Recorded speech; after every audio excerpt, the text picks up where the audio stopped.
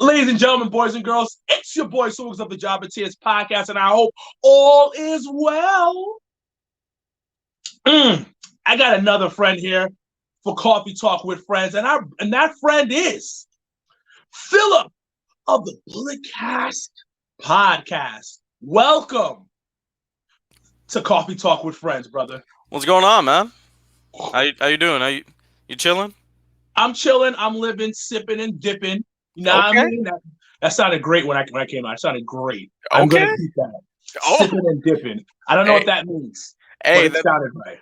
The best ones come off the spot. I'm sure one day Rick said style in a profile and was like, "Hey, you know what? I'm gonna keep that. I'm gonna just do that." It worked. It worked. I'm gonna have to write it down in my wrestling notebook. I'll put that in there. Thank you, Phil. Thank you, Phil. There you go, man. I'm excited to be here. I've been a big fan of the coffee talks when you do it with somebody when you're just doing it alone. I really enjoyed the Drip Lord, the Drip Kings one. That was my favorite. And then Seth, he just hopped on the Drip bandwagon. So listen, in my head, I got Seth saying it. That's just me. That's just me. Because the day I put it up, Fox retweeted was talking about drip, and I was like, you know what? This might be me, but it might not be me. But in my head, it is me. Oh no, absolutely. I mean, I've said things on the pod, and then they happen on like WWE or AEW. I'm like, wait, what? You know, like that like once is like a coincidence, and then if it keeps happening, you're like, all right, somebody's tapping into this. Somebody knows what's up. I think they got a couple of ears to the streets. Honestly speaking, that listen to like other podcasts and stuff of that nature and keep it close. But Philip, let's jump right into some wrestling talk. Let's do it. I'm ready.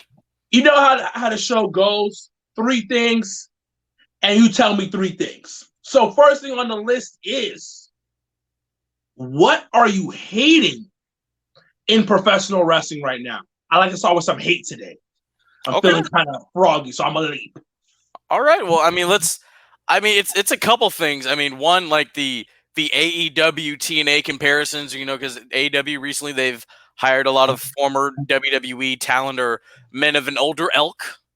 And you know, TNA did the same thing, but here's the thing. All those guys in TNA, they were in the main event. They were like in every segment. You know what I mean? That's not the case with AEW. I mean, Eric Bischoff was on Chris Van Vliet's show, and he said it best. Like, it's idiotic, you know, like when you bring in Sting or a Jericho who's been there since the beginning, or even what a Big Show or now a Christian, they have facial recognition. They have equity. Because I mean, let's be real. I love the roster in AEW. You know, they have a very talented roster. But I mean, I love Jungle Boy. He made a name for himself out here. He's not getting you a TV deal in India. You know, Luchasaurus isn't getting you a TV deal in France. You know, all right. Who do you guys have? We have Chris Jericho. We have Sting. He used to wrestle Ric Flair. Okay, we want him. Big Show, that dude, the Giant. Okay, we want him. You know what I'm saying? Yeah. So stuff like that. I'm not really a fan. And then, I mean, the whole Kenny Omega thing. You know, it's just, I like when his matches like with Okada first happened in Japan. I wasn't on the bandwagon. I'm like, it was okay. You know, like I've made a name for myself just criticizing Kenny Omega, and I now think people are really starting to see it, that he wasn't all that to begin with. Wait. No. Well, I mean, hold on. Let's rewind here. Hold on, Philip. Hold on for a second, because you're saying a lot of stuff at one time. Let's break it down. So, you're telling me that you're tired of the TNA and AEW comparison. Yeah. So, I'm gonna push back on this real quick. Aren't there a lot of similarities, though? I mean, if we really look at that era of TNA, they have what, Scott Steiner, Booker T, Sting, Bischoff, Hogan, all those guys, but they're all in the main event. They're all wrestling in the main event. We look at AEW, who's been the constant guy that's in the main event? What, Jericho? That's really it. I mean, Sting, he just shows up with the bat. Like he rarely gets physical. Christian, we haven't seen him do anything yet.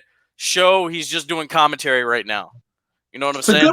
It's a good point. It's a good point. That is a very good point. Because with TNA back in that day, you knew who was main eventing. Like Fortune, like Flair was there too. Like Fortune, Immortal, they're always in the main event closing the show.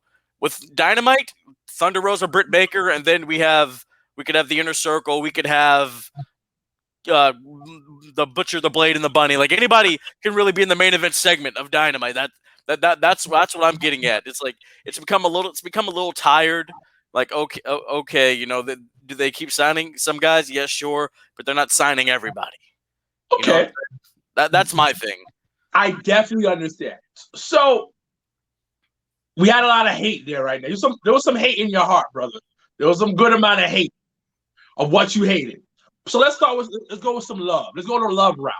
What are you loving currently in wrestling right now that's warming that little soul of yours? Oh, Roman. Roman Reigns. I mean, consistent. We just talked about this before we hopped on live. Consistently since he came back at SummerSlam, he has been the most talked about thing in wrestling. And he won the title at a throwaway pay-per-view Payback. What's Payback going to be remembered for? Oh, Roman started this championship run there. That's about it. That and the House of Horrors, which we're not going to talk about that.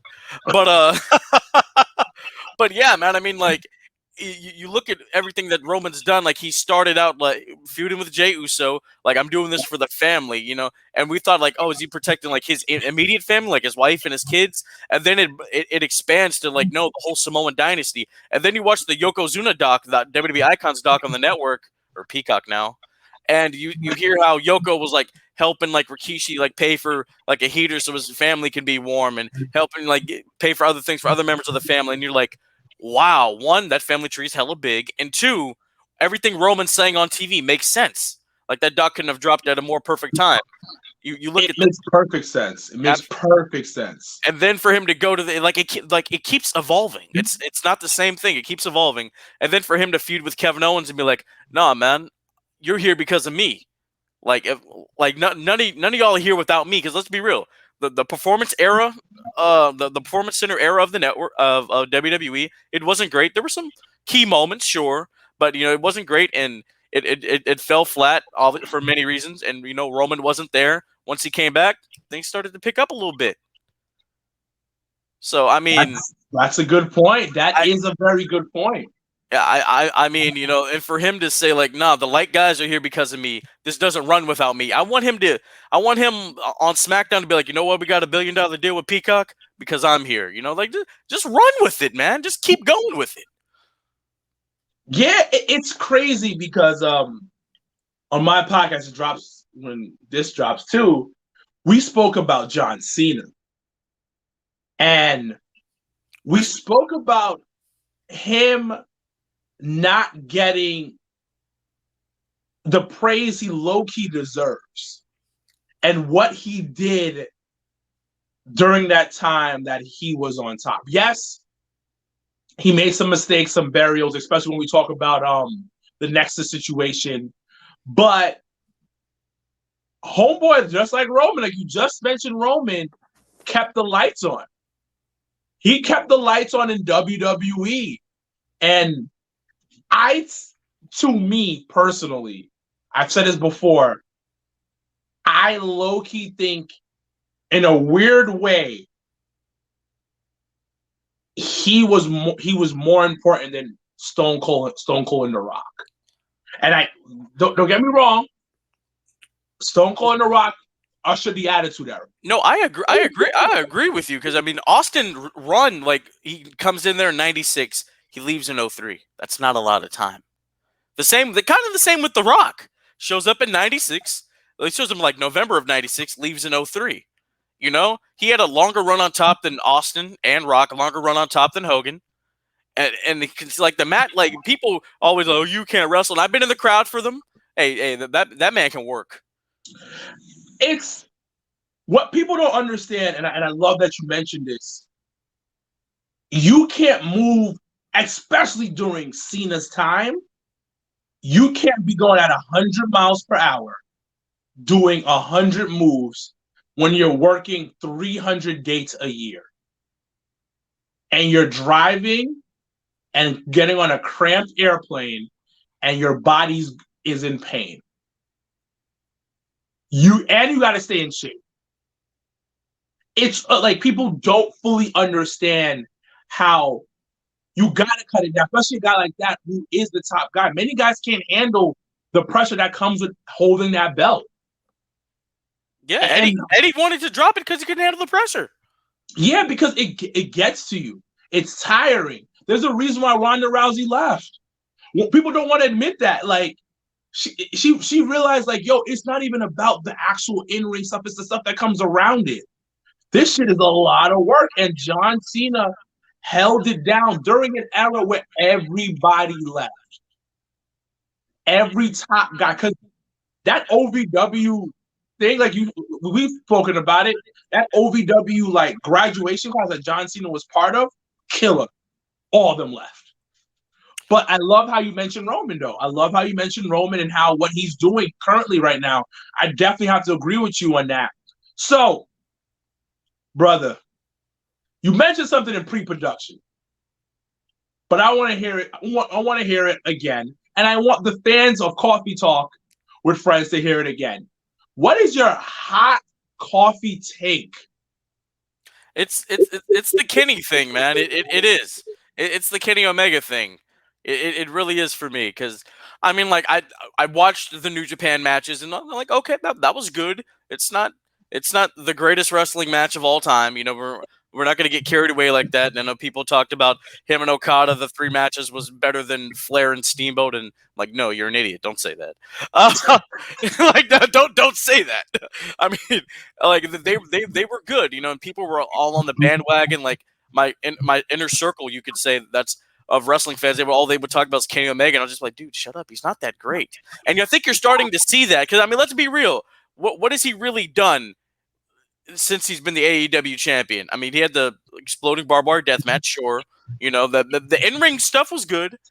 And, you know, he's showing up on Impact. And here's the thing with Impact. He just came back, right? He was just on there, and that was their lowest drawing show this year so far. And the quote-unquote best wrestler in the world was on there. He's not bringing in ratings like that. You know? And like, I want him to be serious, you know, like when he kicked AJ out of the Bullet Club, I'm like, okay, I could kind of mess with that, Kenny. And then he started getting too over theatrical and started getting goofy, and I'm like, I'm not really messing with that. You know what I'm saying? Why do you think he's not connecting? Honestly, I don't know. And like on Dynamite last night, that was probably his best promo ever in his career. I'll say that. And the dude's been doing this for like, what, 20 years? Every promo I've heard, that one was probably the best one, because he finally got real, and that's all you need to do. Like, stop the goofy entrance, North Carolina. Stop all that. Stop that. Come out in the leather jacket. Come out in the shades. You know, Don Callis can accompany you, sure. Stop trying to be too cute. You know, like in your promos and stuff. I could have went to New York. You know, we get it. You know, just say Stanford or whatever. You know, do it for the hard cam. Like, stop being too cute. Just get straight to the point. Go out there and be a badass. That's it. Honestly, I don't know why he's not connecting. I don't know. So this is what I think it is, and he's not cool.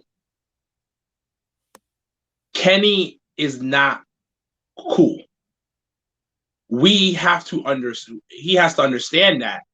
Now, the promos that he cuts, the way that he dresses, if he finagled it a little bit better, where it's like, I'm not trying to be cool, I'm just a dweeb that got money, it could work.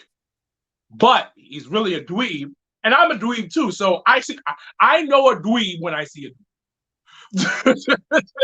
So that's the reason why. And it's going back to what you said when you were like, be yourself. Stop trying to pretend to be something that you're really not. And the reason why he connected in Japan is because Japan loves, I'm just going to keep it a buck, loves the white boys. They love the white boys. And it's nothing wrong with that. It's nothing wrong with that.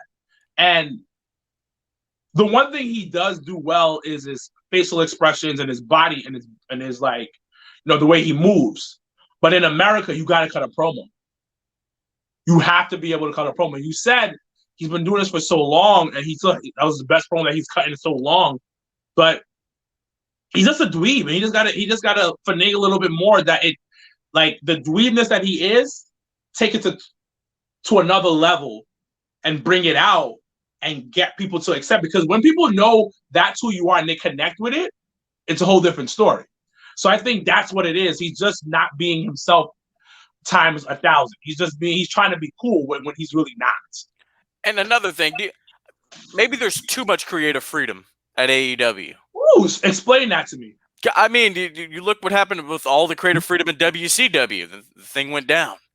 You know what I'm saying? I mean, like the Miro thing, like fighting over video games. Like, let's be realistic. That's just stupid. That's idiotic. You know, there's too much creative freedom there. There's somebody like TK. You need listen to me. Listen to me. I don't know anything about running a company, but just hear me out. Like, listen to what they have to say, and then be like, okay, what if we took an element of that and did this? You know what I'm saying? Instead of just, okay, yeah, go do whatever you want. You know, that you know, that's kind of that's why Vince doesn't let people, you know, do stuff like that, because you're gonna look like an idiot on national television. Hence Kenny Omega and some of the other things that are going on AEW. I think what the biggest thing is that they don't have a middle ground, which WWE doesn't have a middle ground either. They're, for the most part, for most people, they're overly controlling, and then you have AEW, which is like not controlling anything at all. And I don't think they even tell them like, hey, go out there and cut this promo to on this type of level. I don't think they do that. You're 100% right, where that freedom is too much and it's not leading to anything. And I also think some of the guys don't take their promos that serious. Did you see the Broken Skull sessions with Randy? I did. I loved it. You know, I'm a big Randy guy. And yeah, you know, he mentioned, like, I didn't really take the promo stuff seriously. I just was really focused on the in-ring work. But the promo stuff, that's the most important part of it. But that's how you connect with the fans, like you mentioned. Absolutely. Like, let's be honest, Rock wasn't the flashiest wrestler, but he could control 80,000 in the palm of his hand. And that's putting in the work for it. Because Randy said it the best. He's like, yo, if they're going to give me a mic, I got to be able to know what I'm doing on that mic. Facial expressions are great. Everything is great. But that mic, you connect with everybody. People feel it. Like, when he talked about the Beth Phoenix thing, when he was going up again, when he was talking to Beth, during his edge angle, that was some gold. It was. Mm-hmm. I absolutely love that. I mean, for the man to, I like how we just started talking about Randy, but it's fine. It's fine. I love talking about Randy. I love how he said, I attacked your husband. I harmed him because I love him more than you. And you're like, damn. Exactly. That really makes you see how that works and how you feel it. And I always say this. I want AEW to be around for a very long time because it keeps the business healthy.